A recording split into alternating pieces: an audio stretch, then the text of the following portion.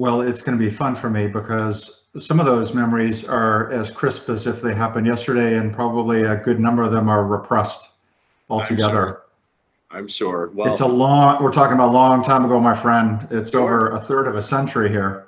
Well, the beauty is that very few people care about the tenths of a second, but what people remember is how they felt, what things meant to them, their friendships, their relationships, and whatnot. So we can talk more about some of that stuff than the hundredths of a second, and maybe I can help fill in the details on little things. But I have a lot of things that I want to ask you about. So, you know, I had the opportunity to talk to a number of siblings in this process, and I think the most unique example as I was texting you were the Mulls, where there were three that went through, and you had a middle one who benefited from the older, but then was able to mentor the youngest, and a youngest that actually didn't even really have that close of a relationship with the oldest because of the distance in between them.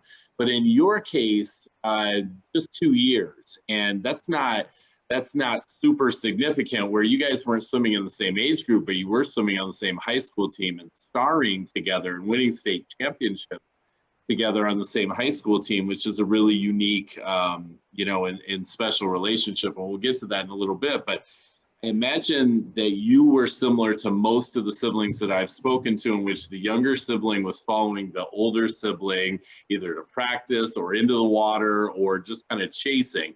Was that the case in your situation? Were you following an older brother into the water? Well, in the very beginning, I think we entered the water probably about the same time. We got started in the Whisk League, the Washtenaw Interclub, whatever that stood for back in the day. I don't know if you're familiar with those in Ann Arbor. I coached it, of course. Yeah, for sure. Okay, so whoever's viewing this whenever might not know what it is, but there were a bunch of residential subdivisions built in Ann Arbor in the decades after World War II, little split level homes, middle class homes, and they wisely put in little pools there, and ours was Forest Brook. So the pool, it's pretty moving to look at, because it's only 20 yards, and it's like a large bird bath. But that's where Eric and I got started. And it was going down there for the summers and stay cool and hang out with your buddies. And somehow we found our way onto the swim team.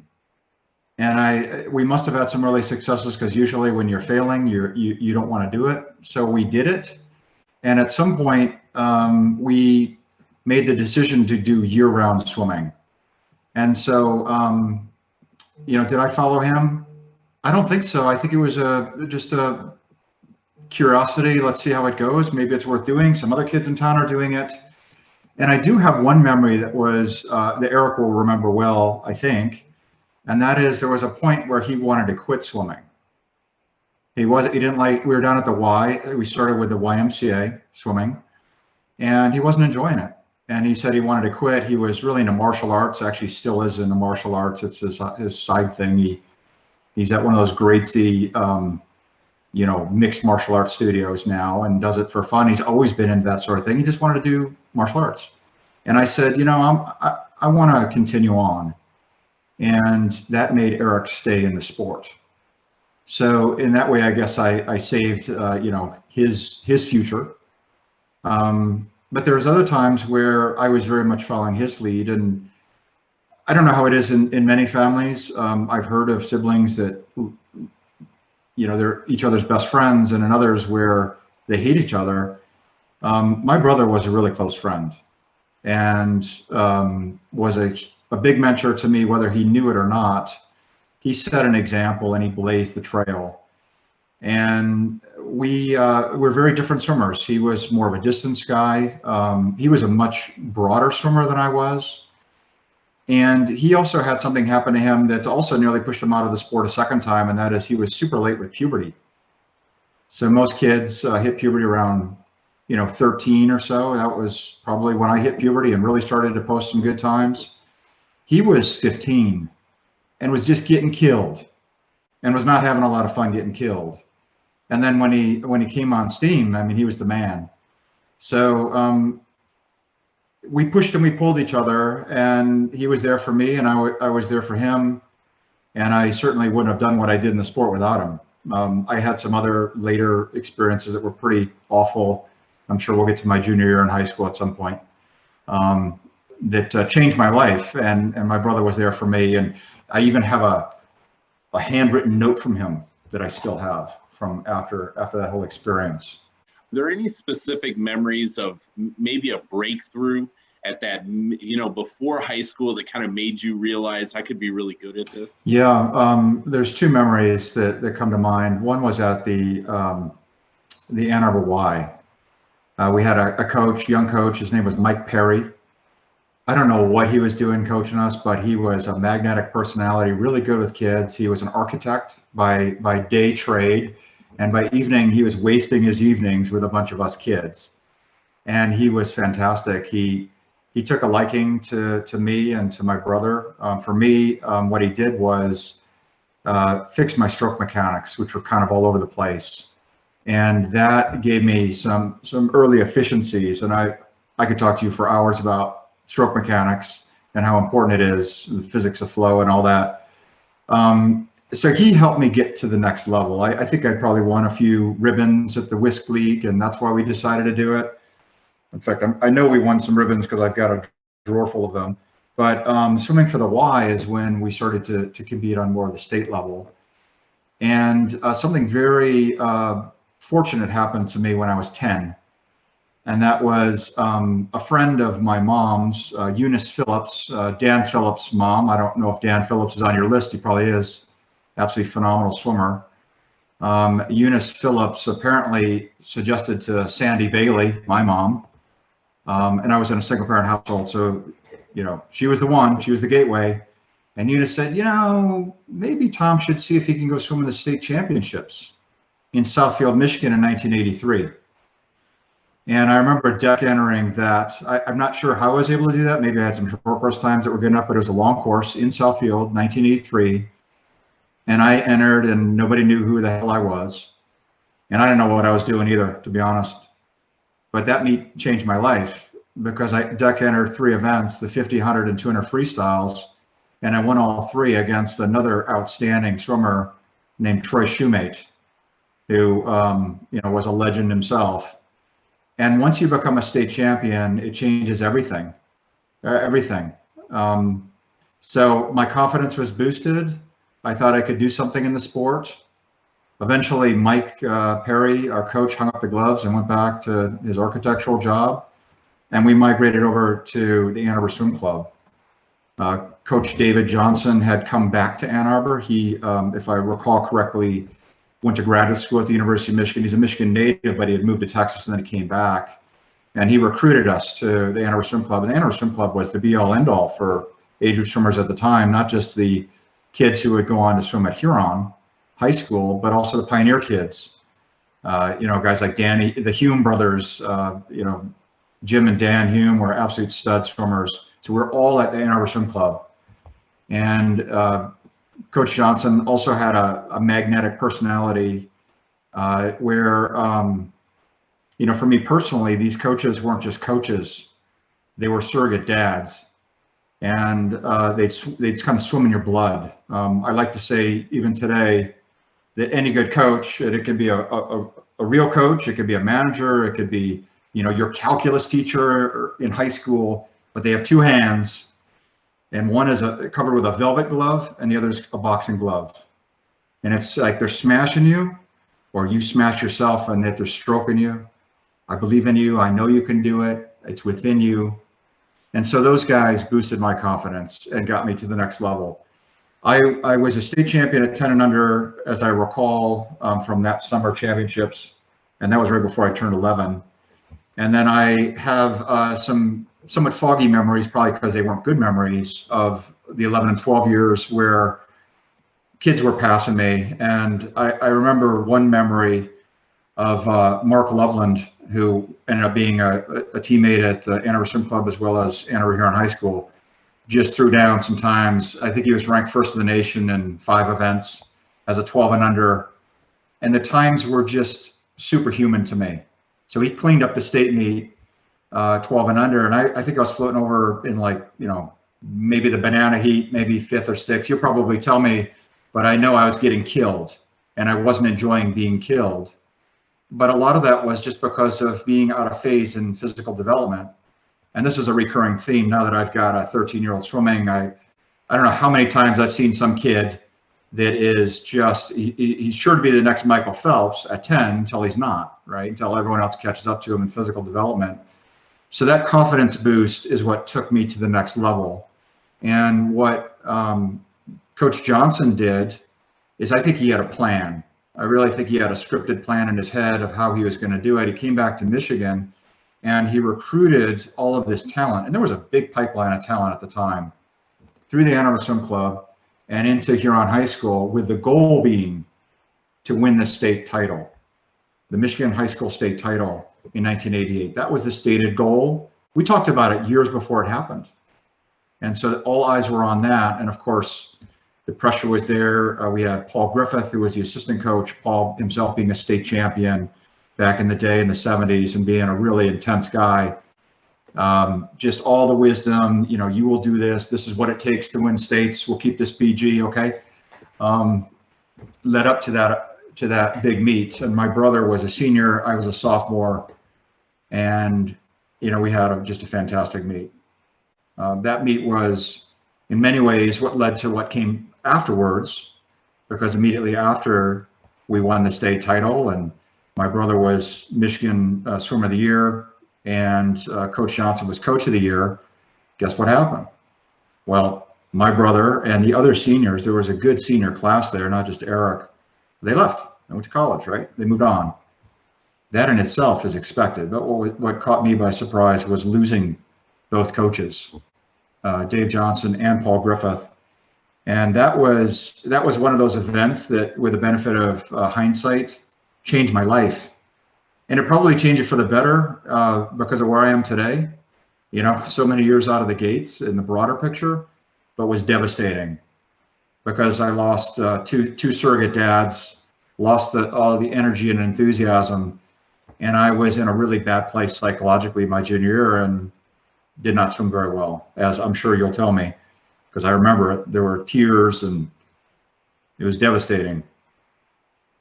Why was that so important to you at that point in your life that these male role models are removed from your life going into your junior year? Well, you know, the brief of it is my parents got divorced when I was young. I was about 6 or 7.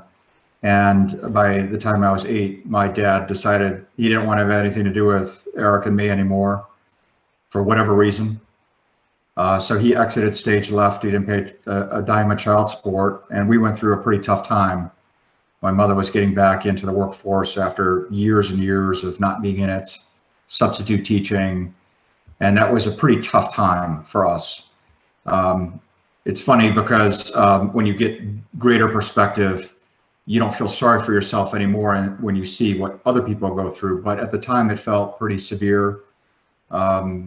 You know, there are things that bothered me up until adulthood, like having to dress up for events, you know, just because you don't have the clothes to do it and things like that. And so these coaches were male role models, and fathers are important. Men are important for young men. They're also important for young girls. I don't have a daughter, but I know that that's true. And so older men who can, you know, tell you to knock it off, tell you what manly behavior is, what honor and courage and integrity are, is immensely important. And so that's what these guys did for me. They saved my life, made me who I am, made me believe in myself. And by being a champion in swimming, which was the first thing I did, where I was unmistakably better than the average person, in a very quantifiable way. It's not like my painting is better than yours. My time measured up, right? Pull out the ruler. Here it is. You know, the yardstick was something that gave me confidence, which ultimately translated into other things, translated into academics, and has just kind of become a part of my character, my personality. maybe to a fault sometimes of being hyper competitive, but believing in yourself and understanding what hard work can do. So that was the role that those guys played in my life. And it was very important. And I am very grateful for them. When I got married in 2004, I had the three coaches sitting at the same table, you know, right next to each other. They didn't actually know each other. They didn't know Mike Perry from the Y, but it was pretty meaningful. But I still needed that when I was 15, and I didn't get it. And that changed things for me after we won the state title in 1990. Well, I hope that if Paul Griffith ever watches this interview, he knows that I also got a text from you that said that if he's not being considered for this list, then there shouldn't be a list. So he should also know that he was advocated for in the process. So I'll jump forward here with you to almost 88. So one of the things that jumped out to me in 87 is Eric has a really significant breakthrough in the long course summer season where he pops up now top 5 in America, 15, 16, 100 butterfly, 200 butterfly, and you had a good summer as well, but you don't get as much attention at the bottom of an age group, but you guys are coming up in setting up that 88 season really nicely. And like I said, Eric has a really big summer that puts him in perspective among top 5 to 10 age group butterflyers in the country. Tell me about that. Maybe not so specific to that 1 year, but that time frame, setting up the 88 year, setting up what is a huge year as you described. What's kind of happening for you guys in the water at that time? Having fun. You know, just being pushed hard, doing things that we hadn't done before, having coaches that could say, the velvet glove, the boxing glove, and pushing us as hard as possible. That's what I remember. I can't tell you the specifics of that particular year. I mean, I have memories of other sets that Eric would do in high school that, you know, it's like the sub 4 minute mile. You know, once someone does it, then maybe I can do it too, you know? You know, this is old school, so the youngsters looking at this will laugh, but, you know, doing 10 100s on the minute and making it comfortably, you know, things like that. My 13-year-old might be able to do that now, but back then it was a big deal, you know? And Eric, it was great to see Eric because he nearly quit the sport twice.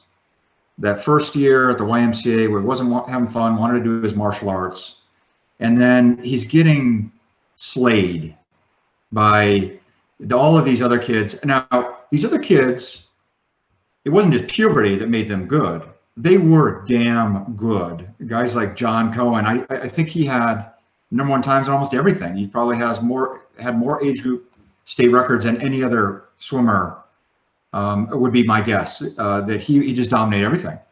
And Eric was getting bigger and stronger and working really, really hard. And so, and then he hit puberty, and he was, I think one thing we both had in common, I don't know if there's a common thread, but you know, what motivates you? Sometimes it's your dad's pushing you or something else. I can speak for myself, and that is that I was consumed by rage. And I think Eric had a lot of anger, and it was an outlet for anger.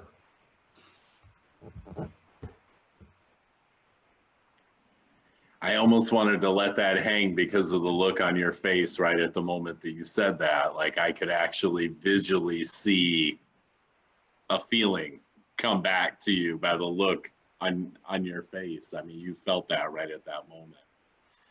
So 1988, you know, one of the things that's really cool historically about that meet is Eric becomes the first high school boy in Michigan State history to dip under 140, right? He goes 138.8, which is a really cool thing in its own space. But the 500 win is one that I've actually spoken already with John Cohen about that you talked about, and it was a devastating loss for Cohen. And as he recognized, as great of a as devastating as it was for him, he recognized how great of a win it was for Eric, and that this was Eric really kind of for the first time rising to that level above him. And it was difficult for him to, I mean, frankly, even 30 plus years later, it was hard for him to talk about this fall. But he recognized how great Eric kind of peaked in that 88 season. You know, you've probably said, you know, a lot about Eric and what was happening, but specifically to that day, before we talk about your first state championship in a second, watching him that day, what do you remember about that day? Well, there was an enormous amount of intensity that led up to the whole thing. We did childish things, like we got giant grapefruits that were yellow. Our team colors were green and yellow. You can imagine what those stood for, not for citrus and vitamin C. We had the you know, all the garb, and there was just so much lead up to it. And the way my brother had trained was just above and beyond. Now, I will tell you, he was a complete jerk his entire senior year. He was all wrapped around the axle. We had this ancient car, we called it the Dragon Wagon. It's like a 1977 Ford LTD station wagon, green with fake wood siding and like the jumper seats in the back, you know, one of those old ancient beast cars. And my brother would charge us gas, and he had a spreadsheet out to 3 decimal points. So we had a carpool to practice. He would charge me gas because our mom wasn't paying for it. So he would charge us, you know, to 3 decimal places, as well as the other kids from our neighborhood who were at Huron High School. And the guy was just a Class A prick his whole senior year because he's so wrapped around the axle leading up to the state meet. You know, he's applying to college. He doesn't know what's going to happen. He applied to like 8 schools or 10 schools or something, which was a lot back then. They didn't have common applications. You used to type those things out, you know? And so his intensity leading up to the meet, the whole season, and the way he trained was something that would give you goosebumps to watch him. The man was on a mission, and he wasn't going to be stopped. And it was like the culmination of everything just funneling into this one meet. And so when he stepped up and slammed down that 200 free time, that was a pretty damn fast time at the time. Breaking 140. What was the state record before that? 141? Was it Dan Stevenson or something like that? That would make no. Steve Christie, Scott Christie, had been faster than that. I want to say 140.1 in the 85 season. And I believe that had stood for 3 years. I'll pull that up in just a second. But yeah, this was the heat results from that day. And obviously he won the race by 3 seconds, but a very young Ron Orris was in that race, which was cool. But yeah, he was kind of a class above, and a young Alec Mull who would rear his head the following year was in the consolation heat. And then scrolling down to the 500, but I didn't mean to interrupt you there with your 200. Well, so the 200 was a bit of a surprise. We knew he would do well, but to go that fast was just stunning. And then I think what happened for him after crushing the 200 the way he did, not just the record, but the heat, you know, his confidence is boosted, and the 500 was actually his better event, and there's going to be no stopping him.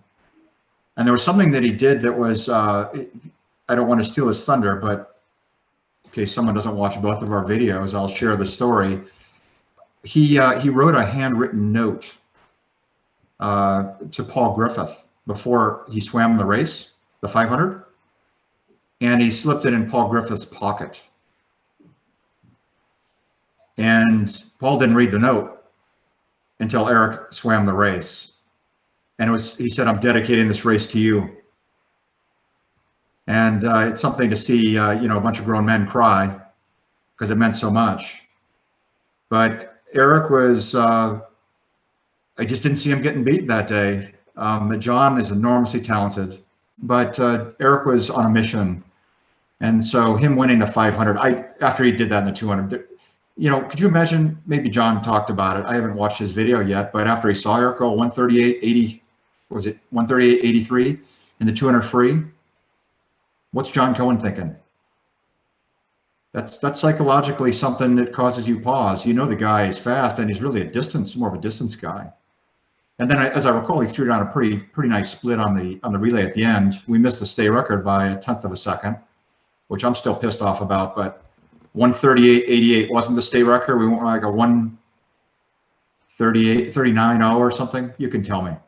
You were no the overall relay time 8:99, and the state record at that time was 3:08.88. You missed Andover's state record by 11/100ths of a second that day. Yeah, and that still burns. And I think Eric threw down a pretty nice split. Didn't he go like a 45 flat or something, 45-1? Yeah. I mean, it was an incredible day for you guys, and obviously a culmination for the two of you. And you set up, already, that things kind of, changed for you. So, to advance into that 89 year, you've already described it, as a letdown and probably words worse than that. Tell me about your junior year. Felt abandoned and had a hard time motivating. We had a new coach, woman named Allison Lloyd, who came in from out of state and coached us, and she was nice. She was got nothing bad to say about Allison Lloyd, but she had no continuity with the team. And I just was not able to ever find my groove. I swam poorly in practice. I remember sometimes not even leading the lane in practice with my teammates. My teammates were talented, but that's not where I should have been. And going into the state meet, it was just a horrendous swim. So I defended my state title on the 100 free from sophomore year to junior year, but I went slower. I was at 46.9 as I recall. I don't even remember did I swim the 100 back? I don't even remember what I swam at that meet. I've literally repressed the memory of it. It was that bad. You were 46.91 in the 100. And you were right. You were fifth in the 100 backstroke and 54.70. Winner was 53.4. So about a second back of Dave Winner that year.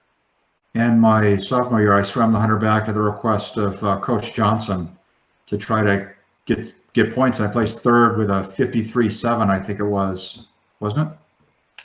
Yeah, probably in that range. I'd have to pull it up. So you can see I'm adding time, and I'm just in a bad place altogether.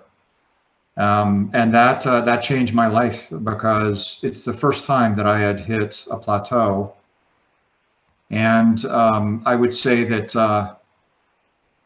when you're swimming the way I'd been swimming, it was a core part of my identity. There was Tom Bailey, the person, and Tom Bailey, the swimmer, and they were the one and the same. And it just sort of cracked that and really made me think about other things. So coming into my senior year, I'm not sure I had any goals at all. I don't recall ever thinking I'm going to go this fast or that fast. I just knew I had so much pent-up rage that I was going to let it all out. And the difference between how I trained my junior year and senior year was absolutely night and day. I remember doing a set of 200 freestyles my senior year in high school. I was going 147s, 148s, and the 200 free from a push, which is not bad even for college swimmers back in that day. So I knew I was going to swim fast. I just needed to let it all hang out. And another thing that happened, probably because junior year was so poor, is I didn't get recruited by anybody for college. Nobody called me. And I'd like to say that it's like the old joke about the girl doesn't get asked to the prom. It's because everyone thinks that she'll turn them down, so nobody asks. It was hurtful for me, and I believed I needed to have a scholarship to pay for college. That's what I had been told since I was a little kid. You'll go to college and you'll pay for it yourself. You'll figure it out. And so to not be recruited, to have swum like that, to have disappointed myself, disappointed my team, it was hurtful. But I was full of rage, and that was it. I was going to lay it down. And so when I swam as fast as I swam, I actually wasn't that surprised. But I'm not a guy who's going to say, oh gosh, I wish I would this time or that time. I don't know how fast I was going to go. I just knew I was going to lay it all out. I wasn't thinking about anybody else. I wasn't thinking about Alec Mull or anyone, you know, incredible swimmers. I know how good those guys are. And I saw how fast they're swimming during the season. But it wasn't about them. It was just about me in the pool and letting it rest there. This is what this book and this project is all about, and what makes it so cool is you have the opportunity to talk to the winner and the loser of the same race in this process. And what you just described is one man's story of that race, that you came that day and what you were going to do. But what's kind of unsaid in our conversation, but what has been said in my conversation with Alec, was that he came that day to do something. And what he came to do that day was establish himself as the greatest middle distance freestyler in Michigan history. He came to the pool that day and he was going to break the state record, your brother's state record, in the 200 freestyle. And then he was going to break your brother's state record in the 500 freestyle. That's what he came to do that day. And he left with 1 state championship and 0 state records. And that day was difficult for him and similar to John, you know, challenging for him to talk about. But that's what's remarkable to me about, you know, that race, that 200 freestyle race. You know, I've got a few of them. It's hard for me to say that's the greatest 200 freestyle race because there have been a couple others. But that day, 2 dudes went under the state record. Your brother's state record, Alec went 138.6, you went 138.1. That was a clash of the titans. So when I stack up together maybe the 15 greatest 200 freestylers in the history of the state over like 100 years, you're both on there. So I guess I ask you, I totally respect what you're saying, that I wasn't thinking about anybody else, but did you have a sense, this is great? Like, this is great. Like, this guy's great, and I think I'm about to be great. Did you have a sense that, like, this is a special race, or were you that in your focus? And I would believe you based on our interview that you were that in your focus, but Alec was out. Well, I obviously knew Alec. I didn't. What's the youngest one? Cameron and Ian, right? Those. Okay, give me credit. It's been a long time. I know they were fantastic swimmers. Went on to become just incredible swimmers later on, especially. But I didn't really know them. But I knew Alec, and I saw how fast he was swimming in season. And they were intense dudes. I recall meeting their dad once, and the guy had a gold stud earring, which was not that common. Thinking, man, this family's like a bunch of Celtic warriors, you know. But I wasn't thinking about him. I was just thinking about myself, and I just felt so good that Eastern Michigan University pool. I always liked the pool. It had the fast gutters. I just liked the lighting in there. It just felt so good, and I hit my taper so well. So after I swam the 200 in prelims, I think I went like a 140.1 or something, didn't I? 140.2. It felt effortless. It just felt smooth as silk. I was out there by myself. And when it came to the finals, I decided to do something on a whim. And I don't know if you had a chance to ask Alec about this, but I shaved my head.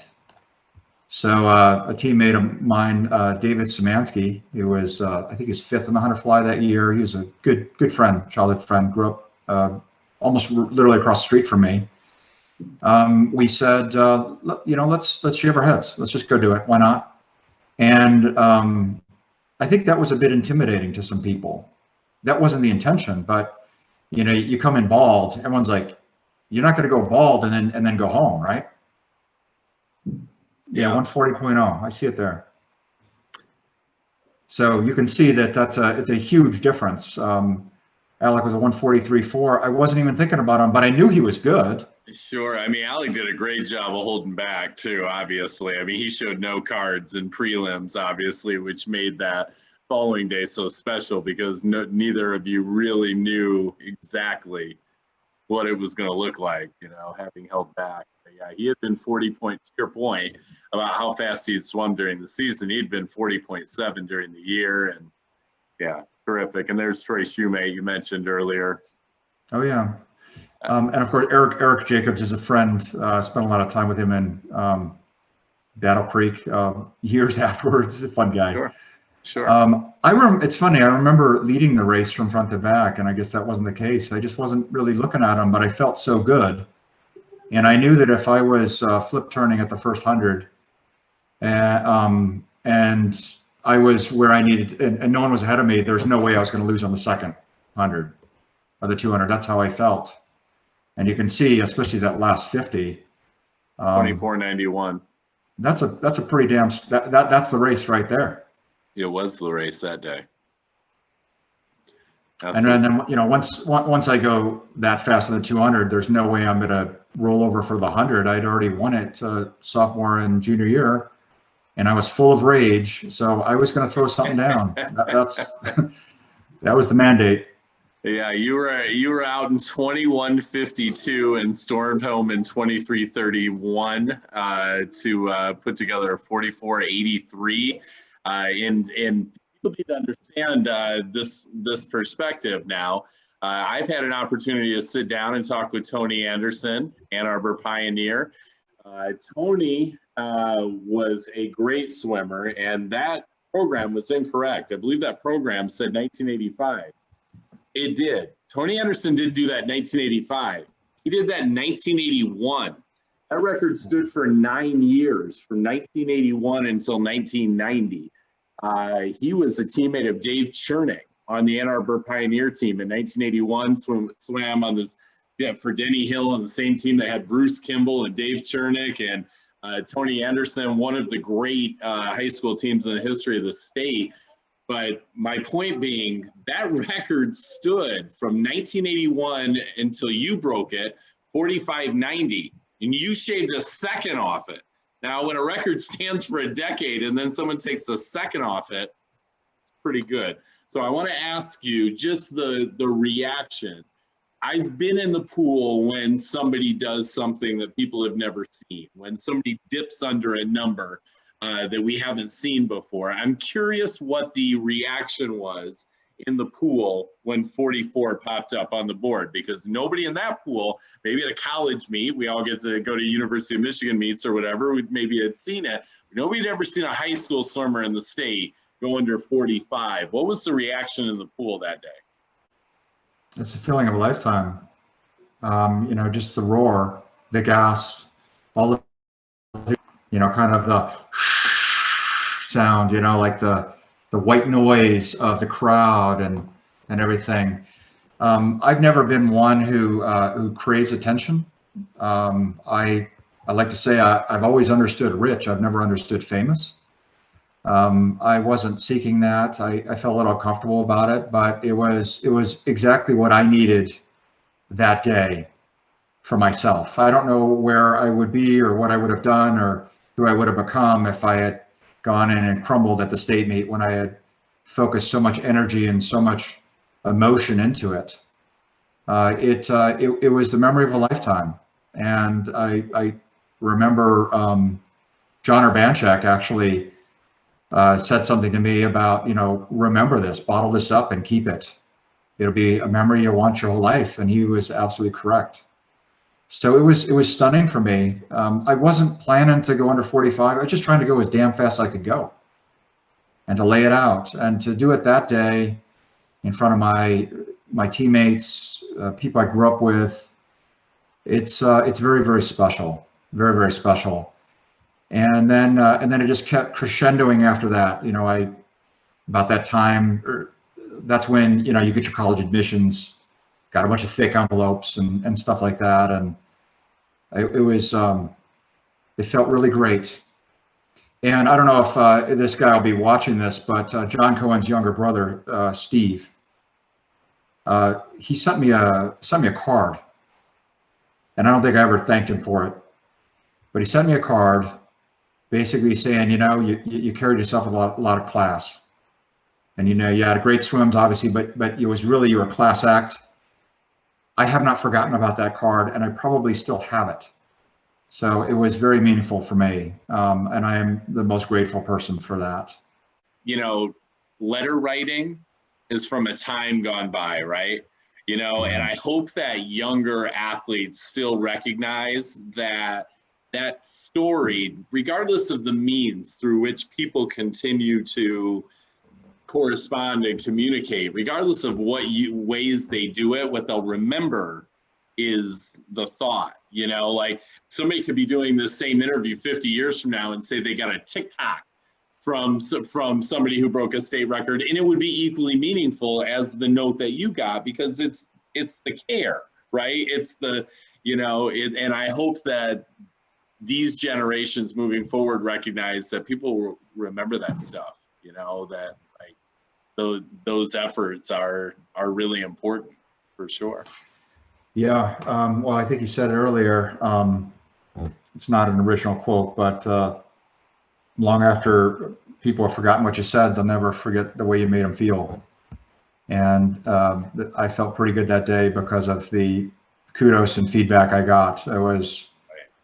It was everything I could have asked for at that time. And you know, the other thing is, you have to remember what it's like to be a 17-year-old kid, right? You know, the old joke, they recruit 18-year-olds for the military because they got the bodies of men and the brains of children. You know, you're very emotionally underdeveloped. Little things mean so much to you, good or bad.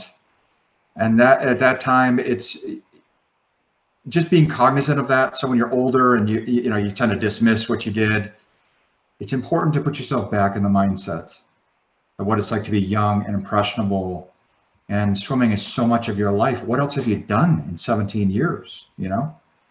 And the other thing I think you might find as a common theme is that most great swimmers, great in quotes, have a lot of heartache.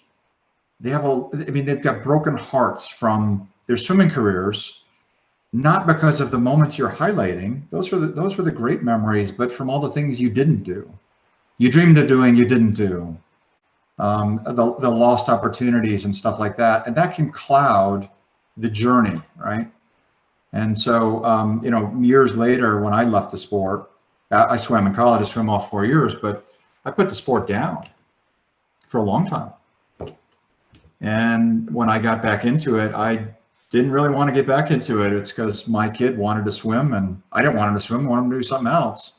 And I very reluctantly got into it, but now I'm into it again. And your timing and reaching me is perfect, because I'm having the time of my life as a dad coaching a talented swimmer, and being able to replay these memories, put myself in the shoes of a youngster, and with the wisdom that I have to try to prevent the kinds of mistakes or things that derailed me from my goals, so that he can have a better outcome better outcomes than you have otherwise.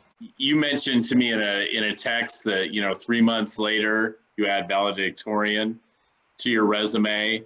You get all this adulation as a state champion and a state record holder and a valedictorian, and all of this recognition for 4+ years, in swimming's case, you know, 10 years of hard work. We've talked about your rage and your anger a lot to this point. And so I want to ask you, June 1990, all of this has happened in the last 3-4 months, where you've gone from setting your sights on things to arriving at things. Did a little of that edge of that rage get shaved off that year?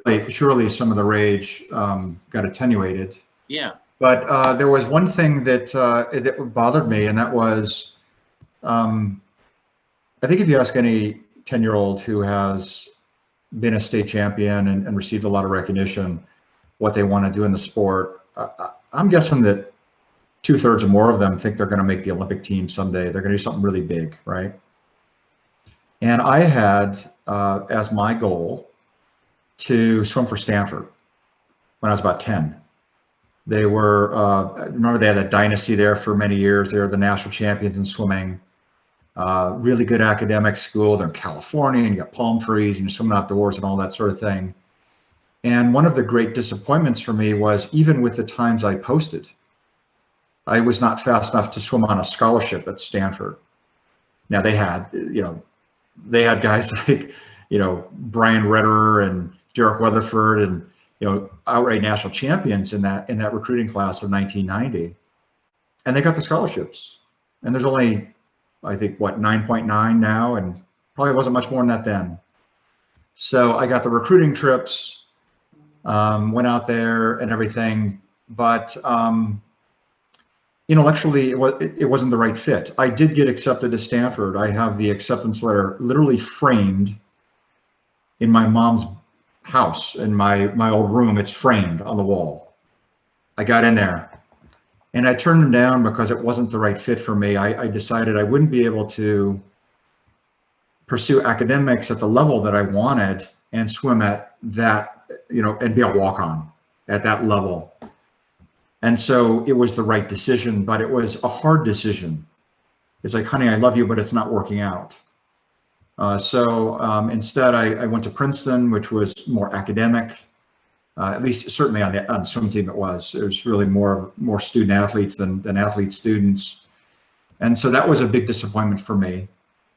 But I turned that into, I didn't forget. So I went to graduate school at Stanford in engineering afterwards because I had an itch I needed to scratch. But I carried a chip on my shoulder for most of my life because of what happened to me in childhood and other things, just being very emotionally immature for a long time. They say men don't fully mature emotionally until they're about 25. I'd say I was at least 25 before I kind of, the switch turned on and I was awake to the world. But it's been something that's driven me my whole life, and I like where I am now. Things have turned out really well. Even the disappointments that I've had that hurt like hell, there's a lesson there. And I have a saying that my kid knows well, and that is that oftentimes, perhaps most of the time in your life, good news actually comes to you disguised as bad news. You just need to have the time and distance to see it. There's, if you'll indulge me for a second, there's some parable, they call it the parable of the farmer's luck or something. It's from Zen Buddhism about this poor farmer who has just one horse, and he also has just one kid. So it's somewhere in Imperial Japan, I guess. And one day the horse runs away. It's his only horse. And so the neighbors say, "Oh, such bad news, such bad luck." And the farmer says, "Yeah, maybe."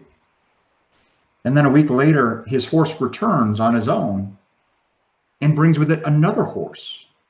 So now he has two horses. And the neighbors say, "Oh, such good luck." He says, "Well, maybe." And then his only son wants to take this wild horse that just returned to their farm and break the horse. So he's out there trying to break the horse, and the horse throws him, and he ends up breaking his leg. "Oh, such bad luck," say the neighbors. And then in the final scene of this parable, the emperor's army is coming through, and they're conscripting young men to go fight a battle, but the son has a broken leg, so he can't fight. And they say, "Oh, such good luck." When of course we know historically that many of our leaders, our greatest leaders, differentiate themselves on the battlefield. Everyone from George Washington to Zachary Taylor, and so on and so forth. So the point is, you don't really know what's good luck and what's bad luck, or what's good or bad, until you have the benefit of time and distance. And so I've got a lot of hurt memories from swimming, many missed opportunities, things that I wish I could change, even though at the time it wasn't within my power to change them at the time, but I still wish I could have had them changed. But here I am. So would I trade that? It's hard to say. What I wanted to say is, yeah, you carry that glory in your memories, but yeah, my golly, man, competitive people, it's like, what have you done for me lately? Do you want to be the guy who's like reliving the glory days of high school? Was that your best and finest? for some people, that's what happens. And I think that can be very difficult. It's always, what have you done for me lately? And the value of sport isn't just winning. It isn't just getting your name on some board, because all those records are going to fall someday anyway. It's about the lessons, the camaraderie, the teamwork, the work ethic, the habits you build, the confidence. And a lot of times the best memory, not the best memories, the best lessons come from failure. Because like I said, many times good news comes disguised as bad news. If I hadn't choked my junior year, I wouldn't have applied to Princeton. I would have gone to Princeton. Who knows where I'd be? Maybe I'd be in the same place. I don't know. Maybe I'd be in a better place. But things worked out pretty well. You know, Princeton led to me being able to go to Stanford, went to the Wharton School for Business School, have had a decent amount of success in my career, and I enjoy my life. I'm very grateful for what I have. I don't take anything for granted. I'd like to thank you for doing this. It's a huge service. You know, what is history if it isn't recorded? And you have to go back through all these paper archives. These digital records, I don't know that they exist. I don't think that they do. And for you to pull it together, and then you said you're at the International Swimming Hall of Fame in Fort Lauderdale. They own Swimming World magazine now, right? Don't they? They do. So that's primary research. It's a huge service, yeah. And I'm grateful that you're doing it. I was a history buff as a kid. That's a book that, like, if that would have been available when I was 10 years old to read about the greatest swimmers of all time, I'd have checked that out and they wouldn't have got it back for the whole semester, right? You know, so like that's something that, like, to me, I'd like to create that to inspire young swimmers. And then for older guys like you and I, we can read about the guys that we idolized before us, or maybe learn more about the life of somebody that came after you that maybe you heard about, but I would have never known anything about that guy. And well, I spoke to that guy and I know his story and I'm going to tell you that story, you know? So like, I think it's going to be a really cool thing. And your story is one that I can relate to, you know, from, you know, some of the stuff that you talked about with your dad and whatnot. And I think that will probably be a prominent part, not your whole story, but that'll be a part of what I write for certain. You know, I think that's a big part of who you are and what you described as that rage and whatnot. I think it's a, you know, certainly in written form, I think that stuff comes to life and it's very relatable. And that's the other part that I think is great about this book. You and I share that. I hope that some 16-year-old kid reads your story whose dad's not around, you know, like I hope that happens, you know, I hope that, you know, I hope that a young black kid reads Camden Murphy's story and is like, Camden Murphy is the best swimmer in the country. Like, I can do that, you know, like that's the Absolutely. Cool thing about the commonalities that I hope come out in the book too, is that people can find in 100 stories. If I get to talk to enough guys, there'll be stories that a lot of people will be able to relate to.